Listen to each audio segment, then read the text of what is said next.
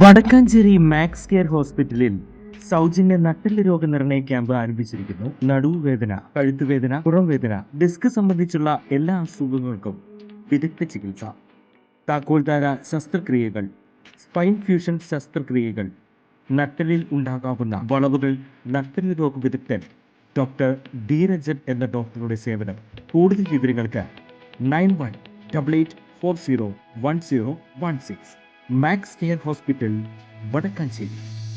മണ്ണിടിച്ചിലുണ്ടായ താമരശ്ശേരി ചുരത്തിൽ നിലവിൽ അപകട ഭീഷണി ഇല്ലെന്ന് കോഴിക്കോട് കളക്ടർ സ്നേഹിൽ കുമാർ സിംഗ്. ഇന്ന് കൂടുതൽ പരിശോധനകൾ നടത്താനാണ് തീരുമാനം. ഭാരം കൂടിയ വാഹനങ്ങൾ കടത്തിവിടണമോ വേണ്ടയോ എന്നുള്ള കാര്യത്തിൽ ഇന്ന് ഉച്ച കഴിഞ്ഞ് തീരുമാനമെടുക്കും. സ്ഥലത്ത് നിയന്ത്രണം തുടരാനാണ് തീരുമാനം. മഴ പെയ്യുന്ന സാഹചര്യത്തിൽ നിയന്ത്രണം അനിവാര്യമാണ്. റോഡിൽ വിള്ളലുണ്ടോ എന്ന് പരിശോധിക്കുമെന്നും മണ്ണിടിച്ചിൽ ഉണ്ടായ സമയത്ത് ആശയവിനിമയം നടത്തിയില്ലെന്ന ടി സിദ്ദീഖ് MLA ആരോപണങ്ങളും കളക്ടർ തള്ളി. ആശയക്കുഴപ്പം ഉണ്ടായിട്ടില്ല. വയനാട് കളക്ടർ ആർ മേഘശ്രീയുമായി കൃത്യമായ ആശയവിനിമയം നടത്തിയിരുന്നു.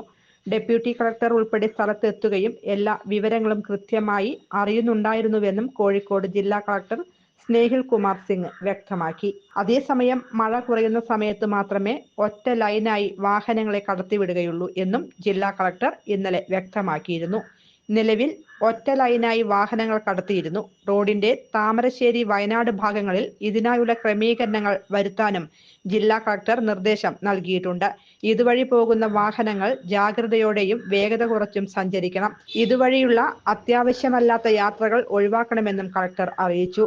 ശക്തമായ മഴ തുടരുന്ന സാഹചര്യത്തിൽ അടർന്നു നിൽക്കുന്ന പാറകൾ ഇനിയും റോഡിലേക്ക് വീഴാൻ സാധ്യതയുണ്ട്. അതിനാൽ പ്രദേശത്ത് മുഴുവൻ സമയ നിരീക്ഷണം ഏർപ്പെടുത്താനാണ് തീരുമാനം. പ്രദേശത്ത് റോഡിൽ രാത്രികാലത്ത് ആവശ്യത്തിന് വെളിച്ചം ലഭ്യമാക്കുന്നതിനുള്ള സംവിധാനം ഫയർ ആൻഡ് റെസ്ക്യൂ വിഭാഗവും തഹസിൽദാറും ഉറപ്പുവരുത്തും. ആവശ്യത്തിന് ക്രെയിനുകൾ ഉൾപ്പെടെയുള്ള സംവിധാനങ്ങളും സജ്ജമാക്കും.